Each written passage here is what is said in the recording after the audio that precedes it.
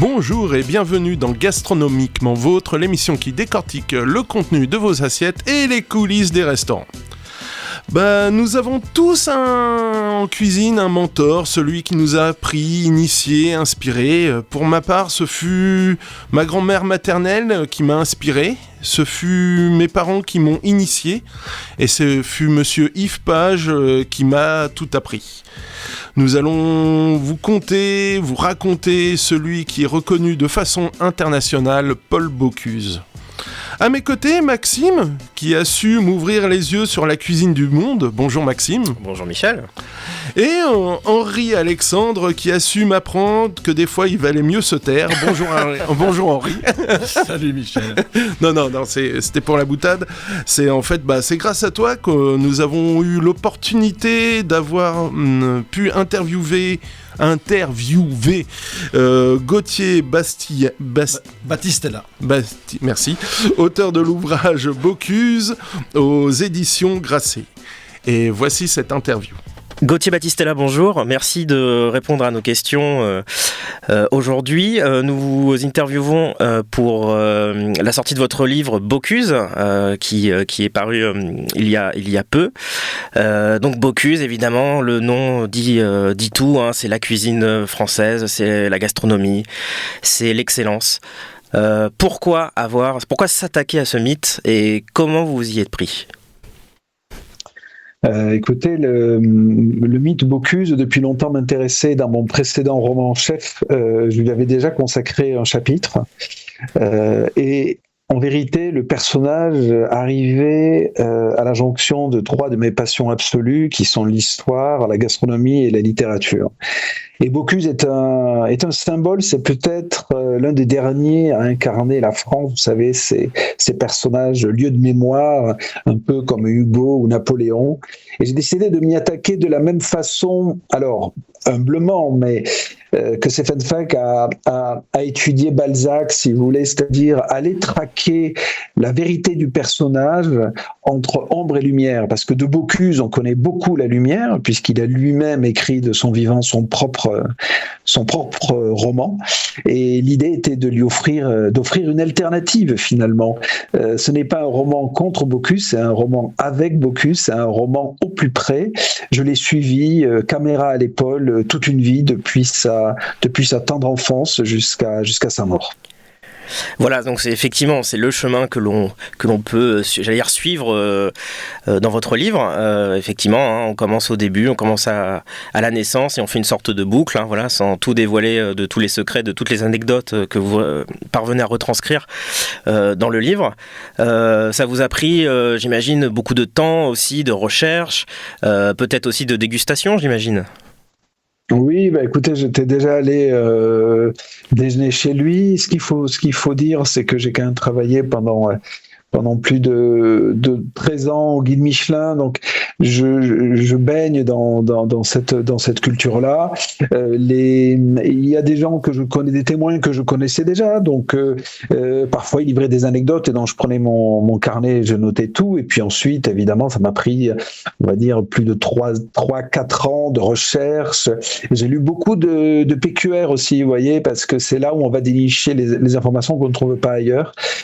Et puis j'ai interrogé les derniers témoins, et comme je le disais, souvent les derniers témoins me racontaient tous au mot près la même histoire, et j'avais compris que quelqu'un avait écrit le roman dans mon dos, et c'était Paul Bocuse lui-même. Donc je me suis attaché finalement à démythifier le mythe, tout en peut-être le mythifiant encore plus. Voilà, l'avenir le dira. Qu'avez-vous découvert de nouveau ? Parce que comme vous l'avez rappelé, vous avez travaillé pour le guide Michelin. C'est un monde que vous connaissez par cœur, la gastronomie, les grands chefs, les MOF, donc meilleurs ouvriers de France, les étoiles. Est-ce qu'il y avait quelque chose que vous ne connaissiez pas du tout sur Paul Bocuse, qui vous a étonné, qui vous a peut-être voire bouleversé ? Il y a deux choses essentiellement. La première chose, c'est le rapport à son père. Son père qui était aubergiste, qui buvait beaucoup d'ailleurs, qui mourra très jeune, à l'âge de 50 ans. Et il avait une revanche à prendre d'avoir vu son père, si vous voulez, dans cet état, non pas de tristesse, mais que Paul Bocuse, lui, trouvait injuste, si vous voulez, pour le travail qu'il donnait. Ça lui a donné envie de sortir le cuisinier de sa cuisine, c'est-à-dire de le faire monter à l'étage, puisqu'il faut bien voir que les cuisiniers à l'époque travaillaient au sous-sol, dans la vapeur, les fumées du poêle à charbon, ils buvaient les vins de sauce, c'était extrêmement difficile. Et je pense que le fait d'avoir vu son père donc travailler dans de telles conditions lui a donné envie d'amener la cuisine française ailleurs, et en effet c'est ce qu'il a fait. Il a pris tout le monde avec lui. Puis il y a une petite anecdote, c'est que Paul Bocuse, en tout cas son père, n'avait pas le droit d'utiliser son propre nom. Il ne travaillait pas sous le nom Bocuse, pour une sombre histoire. C'est-à-dire que le grand-père de Paul Bocuse avait vendu son nom Bocuse à un Russe par dépit amoureux, parce qu'il voyait sa femme trop souvent séduite, et notamment elle a été séduite par Auguste Lumière. Et pour se venger, dans un moment de colère, il a attendu que son fils soit au service militaire, donc c'est-à-dire le papa de Paul Bocuse, pour vendre son nom. Et Paul Bocuse ne récupérera l'usage du nom de Bocuse qu'à lui-même à l'âge de 40 ans. Ce qui explique aussi, vous voyez, les grandes initiales, je ne sais pas si vous voyez comment c'est, Collonges au Mont d'Or, oui, au-dessus du restaurant, Bocuse, un énorme, parce que voilà, il professe. C'est moi le patron, j'existe, si vous voulez. Voilà. Et le deuxième aspect, excusez-moi, deuxième aspect, c'est le côté instinctif et animal de l'homme. C'est-à-dire que il réussit tout ce qu'il entreprend, quasiment tout. D'accord, il est fils d'aubergiste, il prend 1 étoile, 2 étoiles, 3 étoiles, il passe le concours du meilleur ouvrier de France. Alors il le rate une première fois, il l'a la seconde fois, il aura la Légion d'honneur, il va ouvrir le Japon au chef français, il va ouvrir la France au chef japonais, il va aller aux États-Unis. Et on se dit, mais c'est incroyable, est-ce que tout cela est pensé ? Eh bien, j'ai l'impression que quelque part, il réussit presque à son insu. Pas vraiment, parce qu'il a un pif incroyable. Il a un instinct, il a quelque chose d'animal. Il sait où il doit être la semaine suivante, le mois suivant, l'année suivante. Voilà. Et il y a cette anecdote à New York où il rencontre quelqu'un dans la rue qui lui dit « Monsieur Bocuse », un Américain qui lui dit ils prennent une photo ensemble, il dit « J'aimerais que vous me la dédicaciez ». Et il dit « J'aimerais vous l'envoyer en France, comme ça vous la dédicacez quand vous rentrez ». Et puis vous la renvoyez, et Bocuse lui répond, vous n'avez qu'à l'envoyer, vous marquez Bocuse France, et ça arrivera. Et la lettre est arrivée. Voilà. Donc tout est dit là-dedans, quoi. Effectivement, c'est comme le Père Noël, quoi. Ça fonctionne sans adresse. Oui, c'est ça. Oui, bah c'est ça aussi qui est très frappant dans votre livre. Hein. C'est vraiment justement toute la figure au-delà du chef, hein. L'homme lui-même qui a été donc grand séducteur. Hein. On connaît son appétit, sans mauvais jeu de mots. Voilà, son appétit pour la vie, on va dire. Hein. Enfin voilà, c'était vraiment un personnage, un grand homme dans tous les sens du terme. Vous parlez aussi beaucoup de l'admiration que Paul Bocuse avait pour aussi ses chefs, ses mentors. Mère Brasier, Fernand Point, toutes ces grandes figures aussi que vous évoquez dans ce livre, est-ce que vous avez pu les redécouvrir grâce à vos recherches sur Paul Bocuse ? Oui, absolument. Non, mais écoutez, c'est une très bonne question, parce qu'en fait, un livre, c'est ouvrir d'autres livres, si vous voulez. Et quand on ouvre d'autres livres, on tombe sur des pages, on se dit, ah tiens, c'est fascinant. Et c'est vrai qu'il y a, par exemple, moi, ce qui m'intéresse énormément, et je vais d'ailleurs, je peux vous dire que je vais en faire un roman graphique qui est en cours. C'est les mères de la cuisine française. Magnifique. C'est-à-dire que les mères Brasier, la mère Fillou, la mère Gloanec, la mère Guy, la première mère en fait née elle ouvre son premier bistrot au XVIIIe siècle. Pour moi, les mères, si vous voulez, ce sont les premières féministes. Elles vont passer le permis de conduire alors qu'elles n'ont pas le droit. Elles n'ont pas le droit d'avoir de carnet de chèques avant.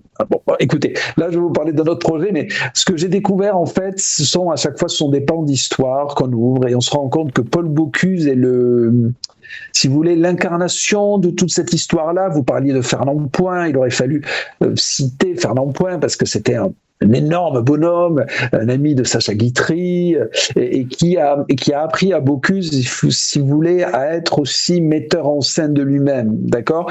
Fernand Point, il dépassait le simple cuisinier. D'ailleurs, il n'était jamais en blouse, il était toujours habillé, en tablier, pardon, il était toujours habillé avec un petit nœud papillon, et dès 9h du matin, il fallait qu'on lui prépare son magnum de champagne à 9 degrés, et son surnom d'ailleurs c'était Magnum. Voilà. Donc Paul Bocuse c'est un peu de tout ça, si vous voulez. C'est en cela qu'il incarne tellement la France, et il est vrai qu'il a bénéficié d'une conjoncture, on va dire, historique particulièrement favorable, parce que ce type de personne éclot dans des moments particuliers, des moments de changement, et on a eu 1945, il part au combat en 44, il est laissé pour mort sur le champ de bataille, donc on a la fin de la Seconde Guerre mondiale, on a mai 68, il est dans un moment de changement, si vous voulez. Et aujourd'hui, je ne suis pas sûr que la société pourrait faire éclore un Paul Bocuse, et d'ailleurs on se rend compte qu'il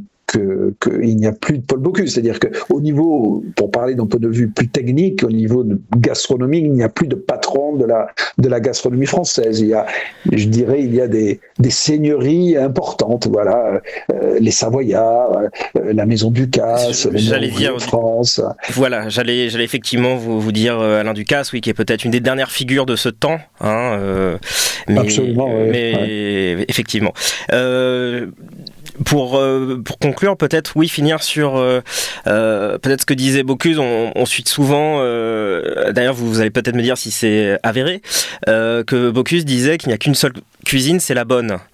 Est-ce que c'est quelque chose que vous avez pu vérifier, ou en tout cas cette philosophie, c'est quelque chose que vous avez retrouvé là tout au long de vos recherches, de votre écriture ? Oui, il avait cette capacité, Bocuse. Alors, il en a fait dit ça. Finalement, il avait cette capacité. C'était un timide qui a appris à manier les mots. Et en disant cela, finalement, il disait en gros toutes les cuisines ont le droit de citer, si vous voulez. Donc, il épousait les temps. C'était un homme paradoxal. Vous voyez, c'était un conservateur, mais qui aimait la modernité. Il a avalé la nouvelle cuisine pour pas se faire dépasser par elle.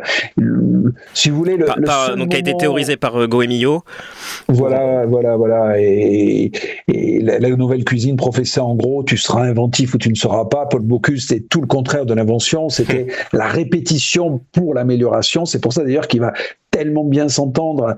Alors ça peut paraître étrange, mais avec les chefs japonais, puisque le Japon c'est ça. Le Japon c'est quand on va manger du unagi, une anguille dans un bar japonais, eh bien le père du chef faisait déjà de l'anguille, le grand-père faisait de l'anguille, ils ne font que ça. Donc cette espèce du chef toujours apprenti qui apprend toujours quelque chose chaque jour. Et Bocuse, finalement, le seul moment où il va pas comprendre, c'est pour la cuisine moléculaire. Il reviendra du restaurant de Ferran Adria et il dira je n'ai pas de niveau intellectuel pour comprendre. Voilà. Ah, c'est beau. Écoutez, merci beaucoup. Je pense qu'on a bien senti toute la passion que vous avez pour le personnage et pour la cuisine. Et donc on rappelle le titre de votre ouvrage, Bocuse, tout simplement. Aux éditions Grasset. Aux éditions Grasset, donc qui est une biographie romancée. On peut le présenter comme ça. Le roman, j'aime bien dire roman vrai. C'est roman vrai alors. Bocuse. Voilà. Et voilà. Merci Gauthier Battistella. Merci à vous. À bientôt. Et à bientôt. Au revoir. Et bien. Il a vraiment. Non mais. Ouais, vraiment. C'est super intéressant. Il a bossé le truc à fond. Il a mangé la batte. C'est 4 ans de recherche. C'est évidemment donc toute son expérience en tant que professionnel qui a bossé pour un certain Guide Rouge au nom de marque de pneus. Je sais pas si on peut... Bibendum. Voilà. Non, c'est vraiment très très intéressant. Donc c'est évidemment aussi en parcourant des livres de recettes, en allant chercher des anecdotes au sein de la famille, des proches, des collaborateurs, que ce soit les cuisiniers eux-mêmes ou tout ce qui a gravité autour de l'homme, parce que ses maîtresses, ses femmes et ses maîtresses aussi. Ouais, non, vraiment, il a fait le tour de la question, on peut le dire comme ça, mais c'est vraiment un très bel ouvrage que je conseille. Vous allez vraiment, on commence tout simplement à la naissance et on finit à la mort de la figure, et de la grande figure de la cuisine, mais c'est aussi un portrait de l'homme. C'est pas que le grand chef, c'est pas que les grandes recettes. Voilà. Ça veut dire une figure de commandeur presque. Hein. Complètement. C'est le commendator. C'est vraiment le pape de la cuisine. Enfin, les titres. On parlera tout à l'heure. Je parlerai un peu de deux grands autres maîtres et dieux vivants. Enfin, vivant. Mais en tout cas, lui est vraiment celui qui est le plus connu dans le monde entier encore aujourd'hui. C'est absolument incroyable. C'est monstrueux. Ah ouais. Il y a d'autres. Lui-même avait des grandes figures aussi de mentors. Alors Fernand Point, d'ailleurs, c'est dans un des premiers chapitres du livre. Le Gauthier Battistella, lui, parle d'impérator quand il parle de Fernand Point. Donc c'est très intéressant. Pareil, une bonhomie, une gouaille, un charisme, Fernand Point. Enfin voilà, c'est tout un monde comme ça de la naissance de la grande cuisine française et de sa médiatisation. C'est vraiment très intéressant. Ah ouais, je vais vous faire un petit résumé quand même de la vie de Paul Bocuse. Alors, je suis pas Gauthier Battistella, mais bon, voilà. Tout d'abord, Monsieur Paul Bocuse est né en 1926. C'est important pour la suite. Destiné, un destin forgé sur des racines lyonnaises, vraiment ancrées. Alors, c'est héritier de la cuisine 17e, 18e siècle. Vraiment les plats hyper traditionnels, pot-au-feu, vraiment le saumon en belle vue, enfin vraiment les grands classiques de la cuisine. Il a commencé l'apprentissage à 16 ans parce qu'il préférait pêcher la grenouille plutôt que d'aller à l'école. Donc son père l'a collé dans la restauration. Faut savoir que après, il a appris chez la mère Brasier, alors ce qu'on appelle les mères lyonnaises. Les mères lyonnaises, c'est celles qui tenaient les bouchons, c'était un métier de femme à la base à Lyon, et la mère Brasier, c'était la big boss. Ensuite, il a... Je me permets, Michel, première femme 3 étoiles. 3 étoiles, oui, pardon. Voilà. Merci, mais vous me coupez exactement ce que je veux, vous me coupez pour en servant une cuisine qui n'a absolument plus rien à voir avec ce qu'on peut manger dans les 3 étoiles aujourd'hui, il faut bien le dire, voilà. Malheureusement. Et surtout son mentor... Fernand Point, voilà, avec qui il a passé 8 ans. Donc 16 ans, il a déjà 24 ans, notre Paul Bocuse. Et là, il y a la guerre quand même. Il va faire à la fin de la guerre en tant que... en 44 par là. Alors, vous rectifierez les dates, je suis jamais très très bon là-dessus. Dans le livre aussi, on voit qu'il a réussi à échapper au STO. Enfin voilà, il y a toute tout l'esprit rebelle résistant de Bocuse aussi était très présent dans le livre. Et c'est très bien décrit, encore une fois. Donc voilà, c'est effectivement la période de la guerre. Ouais. Et un moment clé qui a tenu à cœur énormément à Paul Bocuse, il s'est présenté en 58 au concours du meilleur ouvrier de France. Alors ça, je vous en parlerai un petit peu plus tard, en seconde partie d'émission. Et il l'a décroché en 61. Donc, comme quoi, on peut se rater, recommencer. Et c'était sa plus grande fierté, peut-être même avant les étoiles qu'il a cumulées, parce que ce monsieur, 1, 2, 3 étoiles, comme la mère Brasier, exactement. Et surtout, ce qu'il a fait, sa renommée, qui a révolutionné la cuisine, c'est qu'il s'est posé comme ambassadeur de la cuisine française, c'est-à-dire qu'il n'a pas eu peur d'aller aux États-Unis, d'aller au Japon, de faire découvrir la cuisine française à travers le monde. Et ça, c'est ce qui a fait irradier la cuisine française au niveau de l'international. Et après des moments clés, 1975, la soupe VGE, quand il a eu, alors je sais plus, il a eu le petit truc rouge sur le col, la Légion d'honneur. Il est commandeur de la Légion d'honneur parce qu'il y a des grades. Donc voilà. Aussi, il a créé, alors ça c'est en 87. J'avance vite dans le temps, j'essaie de vous faire un petit résumé de sa vie. Les Bocuse d'or. Les Bocuse d'or, voilà, mon concours préféré. Ça aussi, je vais vous en parler un petit peu plus tard. Et plein d'autres choses que j'ai découvert, c'est aussi l'Institut Paul Bocuse, dédié à transmettre le savoir de la cuisine, des réseaux de brasseries à Lyon et dans le monde, et aussi un palmarès, le pape de la gastronomie, aussi des amitiés folles avec les frères Trois-Gros, avec Bernard Loiseau, Robuchon, Ducasse. Voilà, il a su fédérer tous ces chefs. Et ça, c'était génial. Et que dire d'autre ? Après, maladie de Parkinson, où tout le monde l'avait un petit peu enterré précocement, parce qu'il est mort à l'âge de 91 ans. Donc, c'est plus qu'une belle vie. Voilà, et beaucoup de femmes qui l'ont entouré. Non, mais c'est la vraie polygamie, parce qu'elles se connaissaient toutes en finale. Donc, oui, c'était, voilà. On va dire un harem. Ouais, non, pas tout de suite. Au-delà de 2, c'est un harem, non, n'importe quoi. Et en fait, c'est Paul Bocuse, c'est quand même une économie, 700 salariés, c'est joli, quoi. C'est... À tel point que même les halles à Lyon, maintenant, on les appelle plus souvent les halles Bocuse que d'autres titres. Voilà un petit résumé de la vie de Paul Bocuse. Merci Michel, un condensé. Un condensé, ouais, c'est... D'autres trucs, t'as des histoires croustillantes, toi, Henri, sur Paul ? Non, j'ai des histoires qui ne sont pas avouables, donc je ne les raconterai pas ici. Non, bon. Tout comme Paul, moi aussi, j'aime bien les femmes, surtout les écouter. C'est pour cela, on va s'écouter Blue Samu avec son titre, Breakfast.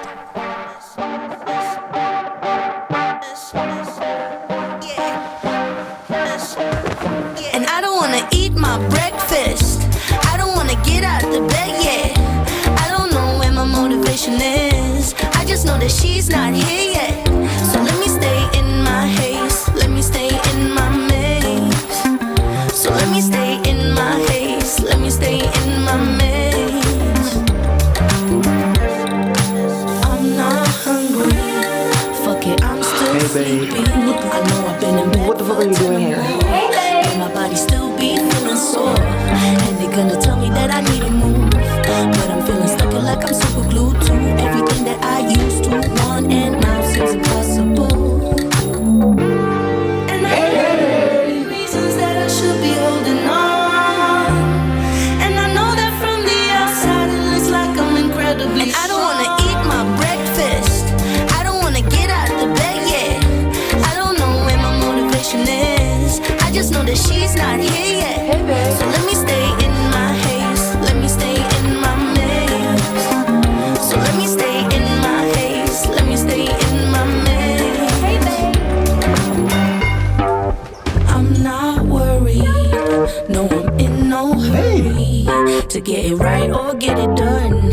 I just wanna lay down in the sun, and they're gonna tell me that I need to fight, but I'm feeling drained and I don't wanna lie to. I just wanna hit snooze today. I don't wanna be responsible. And I know there are many reasons that I should be holding on, and I know that from the outside it looks like I'm incredibly strong, and I know that I've gotten back up every time that I've fallen down, but now I just wanna hang around. And I don't wanna eat my breakfast.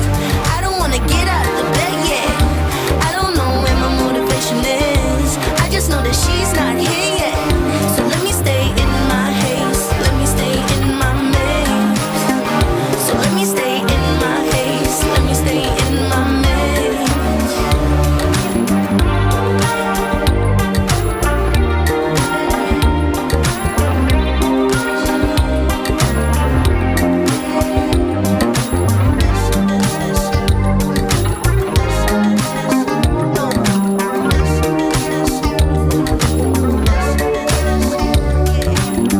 Breakfast de Blue Samu sur West Track Radio.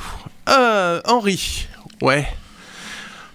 Tu t'en parlais en début d'émission, Paul Bocuse et Ducasse, Joël Robuchon. Oui, c'était intéressant. J'ai voulu un peu évoquer les choses qui pouvaient être semblables entre, je crois que les trois monuments, on va dire.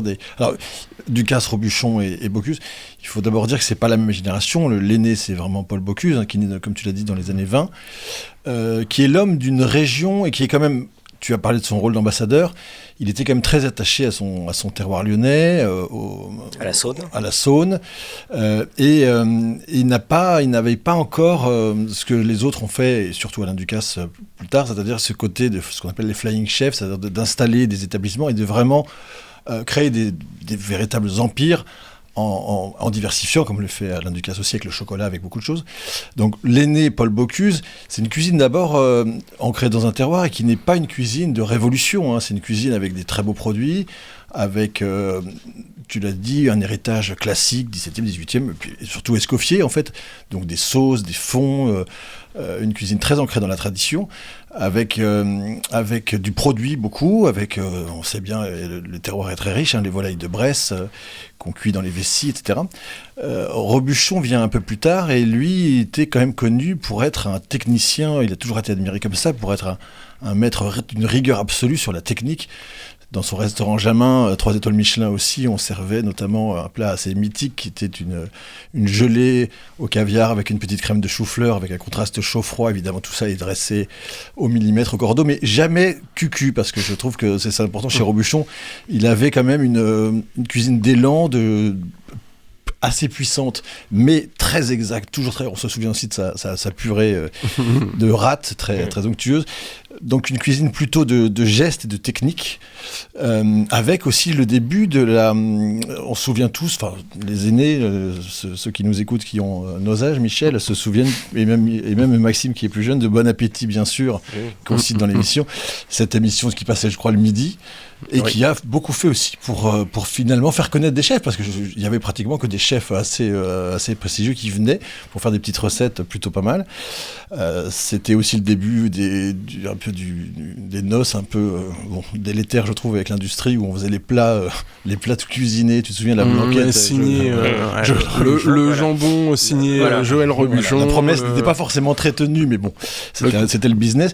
Et Ducasse, lui, il vient encore un peu plus tard. Il faut rappeler qu'il est formé par Michel Guérard et qu'il a un ancrage très méditerranéen. C'est vraiment, il a commencé à Monaco. C'est une cuisine, alors il insiste beaucoup là-dessus, sur la naturalité, moins de sophistication, beaucoup le produit et quelque chose d'assez lisible, d'assez pur, avec des produits d'exception. Et puis évidemment, on n'est plus du tout dans les sauces riches, etc. On est plutôt dans les jus, dans la réduction, dans des choses qui sont assez pointues et un peu moins classiques, tout en étant assez dépouillées, quand même, parce que la cuisine de Ducasse n'est pas une cuisine de grand apparat, c'est une cuisine de produits exceptionnels, mais moins sophistiquée que Robuchon. Alors ce qui est intéressant, c'est que les trois ont finalement... incarnent une façon de concevoir à la fois la cuisine, mais aussi leur métier différemment. Par exemple, il faut dire que Ducasse aussi a fait beaucoup avec le grand livre de la cuisine. Il y a plein de tomes. Mon amie Sophie Brissot, que je salue, a contribué à celui de la pâtisserie. Et donc c'est un travail un peu comme le faisait Diderot et d'Alembert à l'époque, encyclopédique.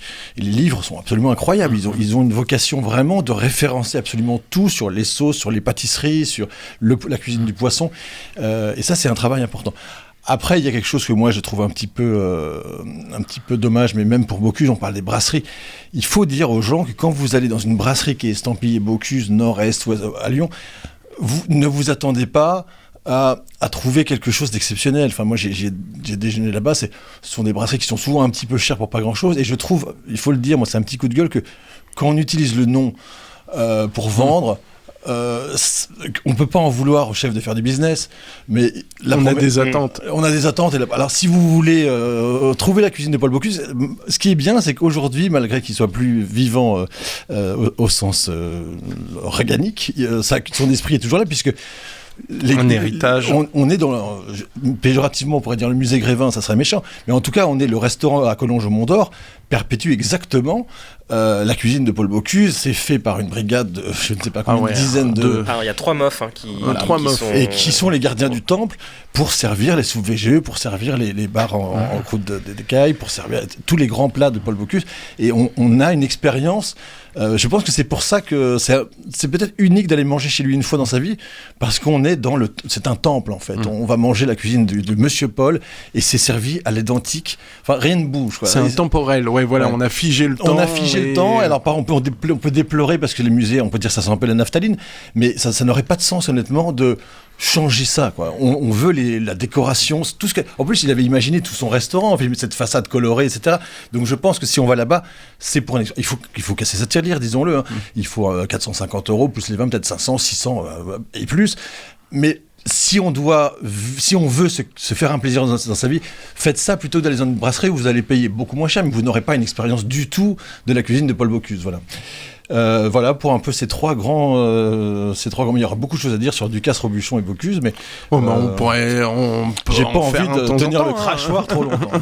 Non, moi j'ai quand même une question. Toi, tu te sens plus alors on voit Bocusien, Ducassien, Robuchois.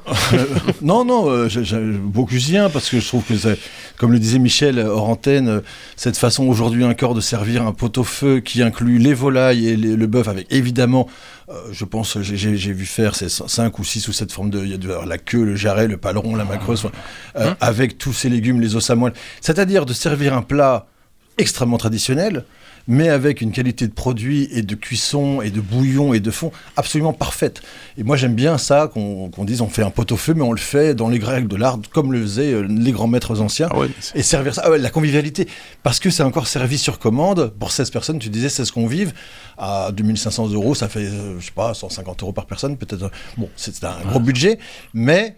Ce qui est extraordinaire, c'est de manger un plat aussi traditionnel qu'un pot-au-feu servi en 2 fois. Voilà. Servi en 2 avec fois, le bouillon, avec un torpilleur qui fait plus de 3 mètres de long. Alors moi, je me reconnais plus dans cette cuisine très traditionnelle. Des cuissons de 6 heures. Voilà, c'est des légumes qui viennent du potager juste à côté. Et pas, voilà. Et tu parlais aussi d'un héritage de Paul Bocuse que Ducasse a entretenu, c'est le collège culinaire, où il répertorie, tu parlais qualité des produits, répertorie les meilleurs producteurs. C'est que des chefs qui répertorient tous leurs meilleurs fournisseurs et producteurs, surtout producteurs, pour avoir la meilleure qualité de produits. Possible. Et produits en France, le meilleur miel, ils en ont 3 ou 4, les meilleurs maraîchers, aussi, c'est tout. Ça voyage rapidement, c'est... Pardon, toi, t'as une cave que tu cites souvent. Moi, c'est un maraîcher, c'est la Maison Argentin au Havre, qui fait partie du collège culinaire, qui a été sélectionné par Ducasse. Ça a été un des premiers chefs. Il travaille aussi pour la fille Pic et bien d'autres. Et le concept, c'est qu'il va couper les herbes à 5h, 6h du matin, juste avant la rosée, pour pas qu'il y ait trop d'humidité. C'est emballé dans un colis Chronopost et moins de 24 heures, le chef reçoit ses herbes fraîches. Les herbes ont moins de 24 heures et ça arrive directement. Tu touches combien toi là-dessus? Parce que rien du tout. Moi, c'est 5%. Tu connais pas Seb, il n'y a même pas de ristourne, tu vois. Oui, parce que les produits, c'est important, il faut le redire.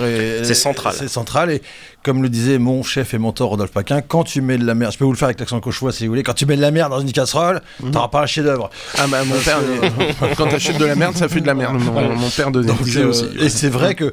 Alors, on n'est pas toujours obligé d'acheter toujours cette quête absolue du produit le plus exceptionnel, mais n'achetez pas de la merde. En effet, des poulets qui on a parlé ensemble, les poulets avec la croissance rapide, ils arrivent même plus à se tenir sur leurs pattes. Oui, les poulets rosses. Oui. Tu rétropédales à chaque fois sur chaque émission. Plus. Moi, je vois des poulets qui n'arrivent pas à marcher. Bon, c'est pas le sujet.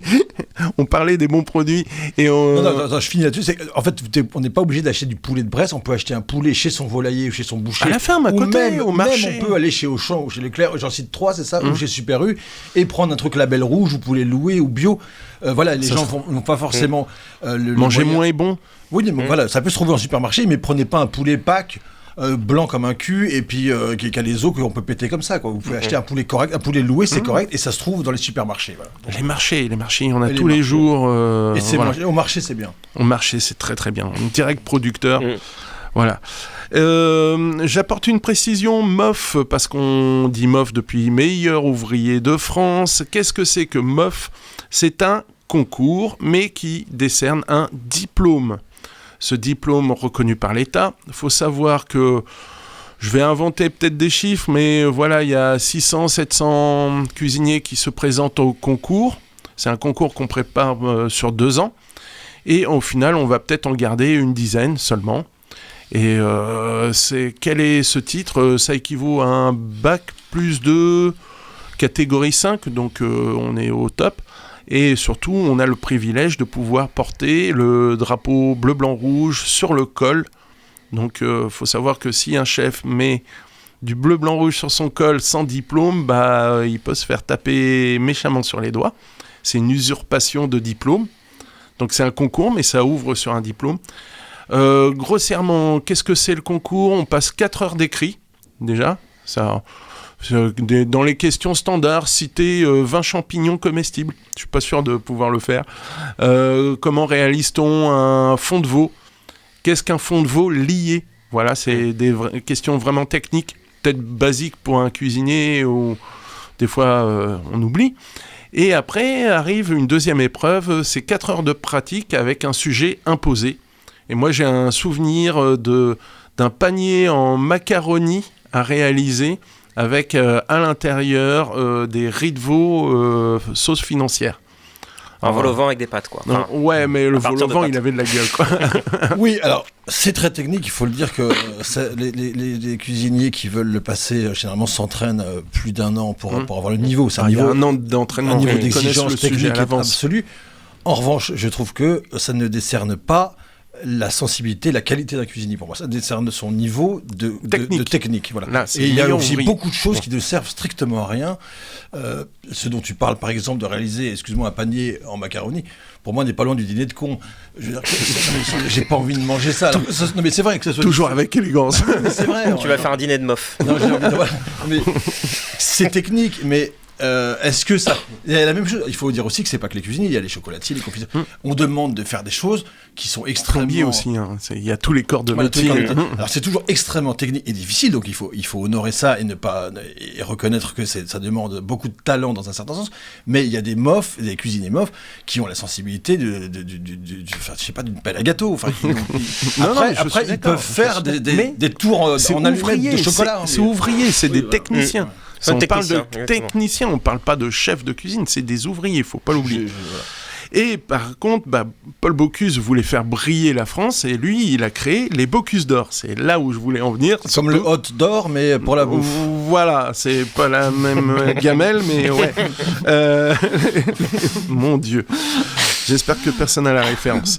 Le pape de la cuisine a créé ce concours en 87, les Bocuse d'or, qui se passe à Lyon pendant le CIRA. Alors le CIRA, c'est le salon de l'hôtellerie, un des plus grands salons de l'hôtellerie. C'est le plus grand salon de l'hôtellerie en France. Le deuxième, c'est Équipe Hôtel sur Paris. Ce concours s'ouvre à 70 nations. 70 nations qui chacun font des présélections sur chaque continent. Une fois que cette sélection est terminée, il ne reste plus que 20 pays qui se présentent à ce concours. Et qu'est-ce que c'est que ce concours ? C'est un chef avec un commis. Le commis doit avoir moins de 22 ans, donc on ne cherche pas l'expérience en fait chez le commis. Et maintenant, depuis quelques années, on a des coachs, alors qui n'ont pas le droit de rentrer dans la zone de production, de là où on va faire la cuisine. Ils sont juste là pour conseiller, diriger un petit peu le chef quand il perd un peu la boussole. Donc ils sont que 3 à présenter ce concours. C'est quand même le but d'être le meilleur pays sur un plat cuisiné. Donc ils doivent présenter un plat et ce qu'on appelle l'épreuve du plateau. Donc il y a deux parties, c'est en 2 parties. Je vous conseille de le regarder, c'est souvent diffusé maintenant grâce à Internet, on peut voir ça en direct, c'est monstrueux. Et ça vaut le coup aussi d'être vu parce que c'est un événement qui est très festif. Le public aussi met de l'ambiance, les délégations arrivent un peu déguisées avec... cornes de brume, banderoles. Voilà, ambiance Coupe du Monde, un peu de football, donc c'est assez rigolo, quoi, l'engouement qu'il y a aussi autour de l'événement. Ouais, moi je suis admiratif de ce concours parce que on l'a pas toujours gagné, hein, c'était pas fait que pour mettre la France en avant. Il y a eu souvent les Italiens, les Japonais, enfin il y en a d'autres qui nous sont passés devant. Faut savoir que aussi pendant ce concours international, il y a aussi le championnat du monde de pâtisserie qui se passe en même temps. Donc c'est bien, ça se développe. J'aime beaucoup. Moi.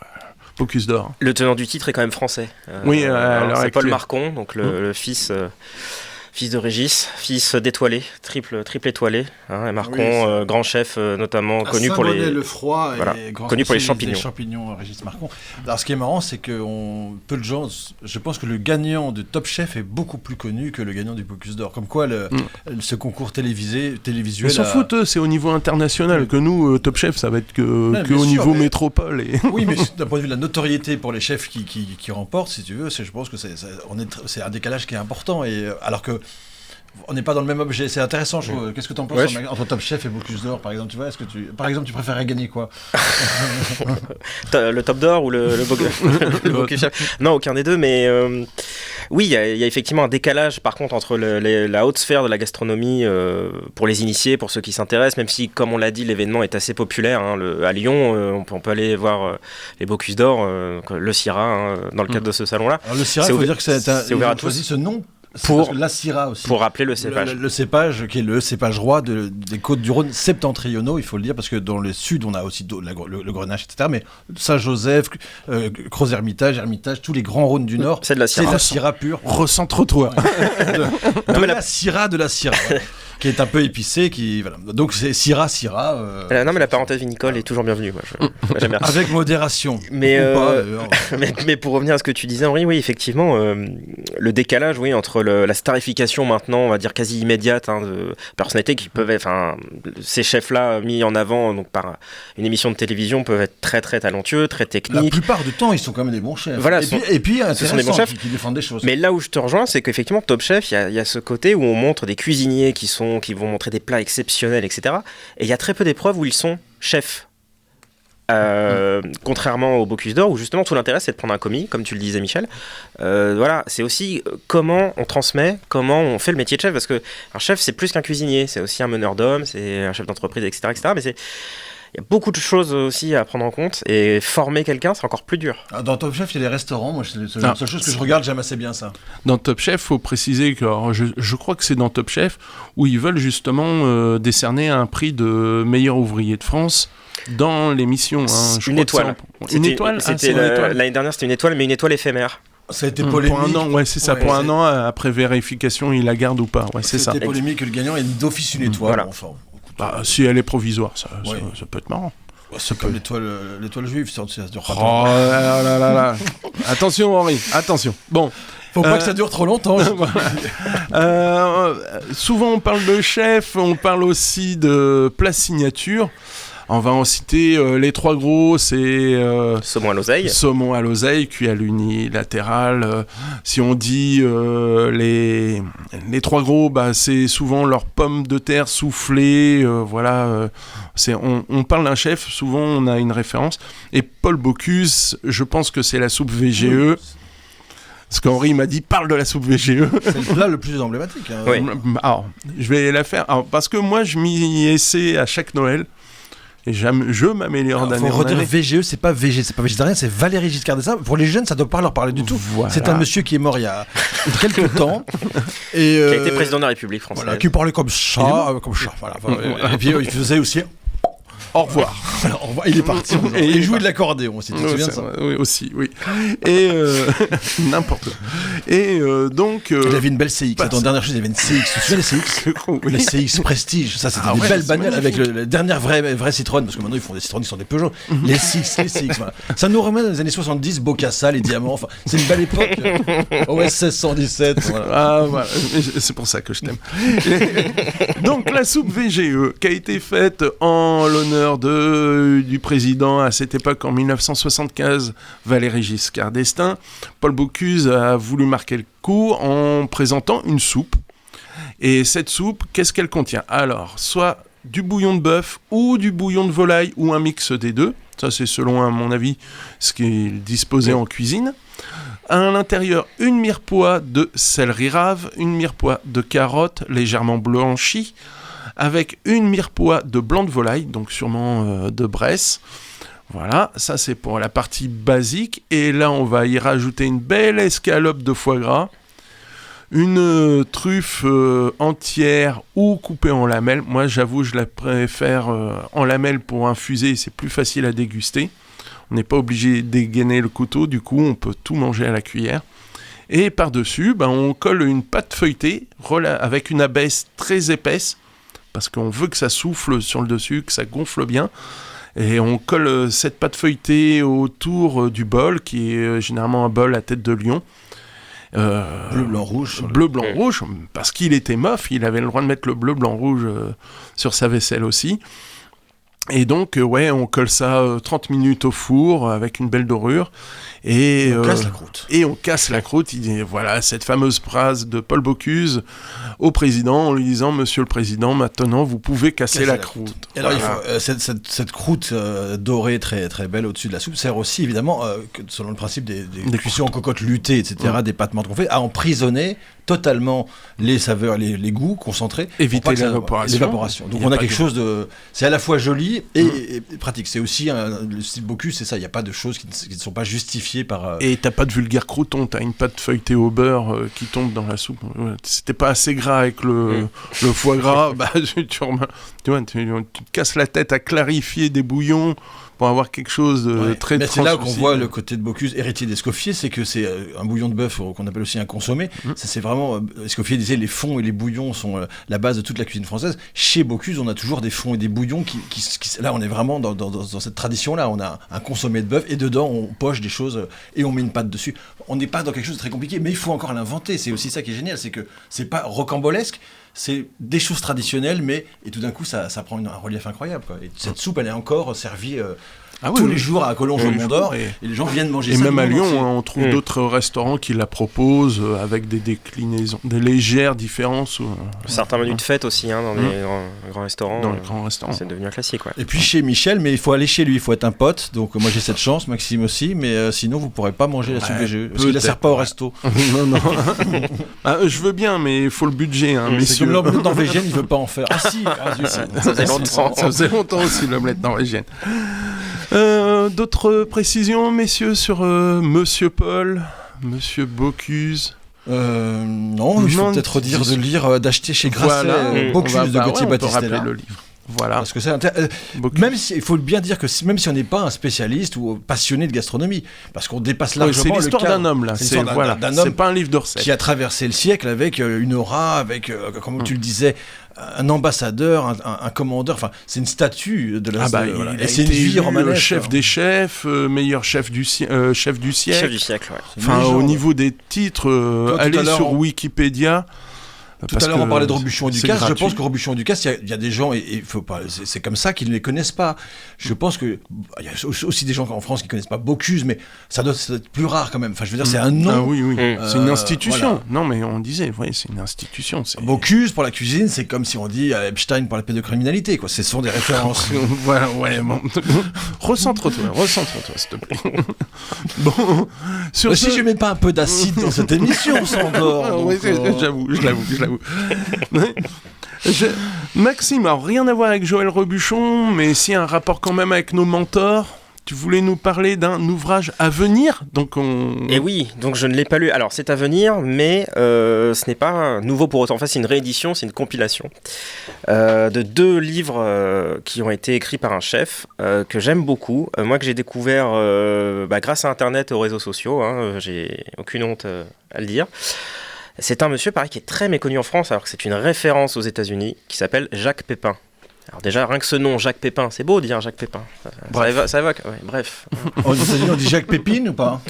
Certains Américains disent Jacques Pépin. Tu me l'as fait connaître, c'est vrai que je sais pas si tu connais ce type, c'est extraordinaire. Tu adorerais, Michel, parce que c'est vraiment le... Qui a fêté ses 90 ans là, il y a quelques semaines, c'était fin 2025, et qui a été donc cuisinier de Gaulle pendant 2 ans, et ça a été un des premiers chefs français à se dire, tiens, je vais aller tenter ma chance de l'autre côté de l'Atlantique, aux États-Unis. Il est aussi très connu là-bas parce qu'il a fait des émissions de cuisine avec Julia Child, qui est, on va dire, l'équivalent de notre Maïté, quoi. Une cuisinière moins volubile, quoique, mais moins gironde, oui, tout à fait. Elle tuait pas des anguilles en direct, mais enfin, elle était Julia Child, grande dame de la cuisine aux États-Unis. Parenthèse, regardez Jérôme Commandeur dans sa parodie de Maïté, c'est extraordinaire. Oh, mais tu petit pissou! T'as pas besoin de parodie, tu regardes directement la cuisine des mousquetaires. C'est déjà drôle. Ça suffit. Je trouve que Jérôme Commandeur est génial. Alors, Micheline. Et donc Jacques Pépin a très tôt été ça a été un pédagogue en fait pour les Américains. Alors cuisine française, mais pas que. Il s'est marié avec une cubaine aussi, donc il a fait pas mal de cuisine cubaine en hommage à sa femme, aujourd'hui disparue. Lui est encore bien vivant. Il a une fondation aujourd'hui qui permet de financer des études de cuisine et des formations de cuisine aux personnes défavorisées ou à certains repris de justice. Enfin voilà, il a toujours cette vocation en tout cas de pédagogie, de transmettre. Il serait de gauche presque un peu alors. Peut-être, même si ça va pas me déplaire. On a beau avoir été cuisinier de Gaulle, comme quoi. Et c'est un homme qui est passionnant, qui est très... Alors, toutes les vidéos sont en anglais, mais il parle un anglais avec un accent français très très prononcé, ce qui fait que tout le monde peut regarder la vidéo. Mais si tu veux faire du business, il faut jamais perdre l'accent français. Ça, il l'a bien compris. C'est l'inspecteur Clouseau. But you take your eggs and you put it in the pan. C'est ça. Et c'est... alors, Henri, tu fais une très très belle transition, parce que Jacques Pépin aussi a été là... Je fais tout bien ici. Au moins ça. A été aussi connu récemment, parce que sur les réseaux sociaux, on a déterré pas mal de vidéos de lui, notamment sur YouTube. Et je vous invite juste à taper Jacques Pépin omelette. Et vous allez voir peut-être l'omelette la plus finement exécutée, donc l'omelette française. Donc il en fait deux, non ? Alors il en fait deux. Il fait ce qu'il appelle le country style. Donc rustique, un peu on y va, on mélange un peu les œufs vite fait dans la poêle, ça croûte. Voilà, on a une belle omelette, j'allais dire paysanne quoi. On est colorée, nourrissante. Voilà. Et la finesse absolue, aucune coloration, aucun pli. Roulé à la française, légèrement en ballon de rugby, avec la technique pour bien appuyer sur le manche de la poêle. On la retourne avec l'assiette, le plus grand classicisme. Et pâle, blonde. Voilà, la plus grande, surtout pas de couleur. Et qui reste évidemment un petit peu baveuse à l'intérieur. Donc lui, nappé de beurre clarifié. Voilà, pour la lustrer et pour la rendre brillante. Lui ajoute de la ciboulette, mais on pourrait mettre du cerfeuil ou de l'estragon ou n'importe quelle fine herbe. Enfin voilà, tout ça est très beau en fait, parce que c'est un geste, c'est une façon qui est très simple en fait de parler de la cuisine. Il a aussi des vidéos où on le voit cuisiner chez lui, et il va faire à la fois une petite décoration avec une pomme Granny Smith, il va faire un lapin pour ses petits-enfants, et puis à côté il va vous montrer comment faire un bœuf bourguignon, comment brider une volaille, etc. Enfin, c'est très complet, c'est très beau, c'est assez simple. Ce que j'ai vu, je trouve que c'est bien, parce que on est dans la grande tradition culinaire, mais rendu accessible. J'aime bien ce type, parce qu'en fait, t'as l'impression que d'ailleurs, c'est simple, et il n'est pas dans quelque chose de l'ordre de compliqué, de dire moi je sais. Il transmet, c'est vraiment quelqu'un qui transmet son savoir avec un naturel, enfin de ceux qui savent vraiment quoi. C'est ce qu'on appelle un mentor, c'est ça, qui transmet le savoir. C'est ça. Et donc le livre à paraître en avril, donc ce sera en anglais, ça s'appelle Jacques Pépin Complete Techniques, donc toutes les techniques, et qui sont en fait une compilation de 2 ouvrages qu'il a écrits. Alors autant il peut être très généreux dans sa façon de décrire la cuisine, d'être comme ça très proche. Autant les titres de ces ouvrages, ça s'appelle La technique, la méthode. Donc là on est limite scientifique quoi. Mais c'est marrant le décalage. Et donc vous avez tout de A à Z, c'est-à-dire comment ciseler un oignon. On commence vraiment avec la base de la base de la base, à justement limite faire une volaille demi-deuil cuite en vessie. Enfin voilà, on a des techniques les plus simples jusqu'aux techniques les plus compliquées. Voilà, c'est quand même globalement dans les plus simples, parce que l'idée est que l'ouvrage soit accessible. Et particularité à l'époque, donc il a écrit ces 2 ouvrages, on est fin 70. C'est une réédition. C'est une réédition, voilà. Ça va être les 2 ouvrages compilés. Alors c'est en avril, en précommande. Il faut aller sur des sites spéciaux. Alors soit via sa fondation, soit sur des mastodontes de commandes en ligne qu'on ne citera pas. Très très très connu. Une librairie à Paris qui a besoin de soutien. C'est exactement. Merci Michel. J'allais en parler. Donc la librairie gourmande, la librairie que j'affectionne particulièrement à Paris. Qui ont difficulté. Parce qu'avec Jacques Pépin, on perd 12 auditeurs à la minute. Donc, si tu veux... donc on peut aussi passer par là pour commander des livres de cuisine peut-être un peu plus rares en France. Et voilà, je voulais préciser ça avant de terminer, c'est que même si les 2 ouvrages sont en anglais, il y a énormément de photos. Ouais. Donc illustré, voilà. C'est illustré, donc pour les gens comme Henri. On peut tout à fait suivre. On peut suivre. On peut apprendre le vocabulaire de base de la cuisine en anglais et s'améliorer en cuisine. Donc c'est bien, c'est ludique. C'est ludique. Et les vidéos, regardez, Jacques Pépin. Jacques Pépin, c'est super. Grand monsieur. Merci beaucoup, messieurs. C'était bien. Merci. Comme ça d'habitude. Toujours. Merci aussi, Margot, à la technique. Voilà, faire un coucou. C'est gentil comme tout. Voilà, c'était Gastronomiquement Vôtre. Retrouvez le podcast de cette émission sur toutes les plateformes, sur toutes les box. Et comme disait Joël Robuchon... Et bon appétit, bien sûr.